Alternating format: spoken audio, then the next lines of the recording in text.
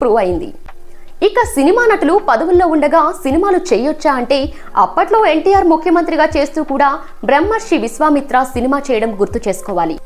ఆయన మళ్లీ సినిమాల్లో నటించడానికి పూనుకోవడం ప్రతిపక్ష వర్గాల వారిని కలవరపెట్టింది. తిరిగి ఎన్టీఆర్ సినిమాలో నటిస్తే మునుపటిలా తన చిత్రాలతో ప్రజలను మరింత ప్రభావితం చేసి ఇంకా జనాదరణ పొందుతాడని భయపడ్డారు.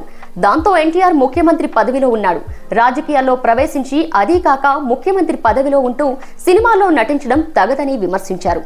కోర్టులకు ఎక్కారు. అయితే తాను ముందొక నటుడినని, తనలోని నటుణ్ణి కట్టడి చేయడం అంటే వ్యక్తి భావాల్ని నిర్బంధించడం లాంటిదని వాదించారు. కోర్టులు కూడా ఎన్టీఆర్నే సమర్థించాయి.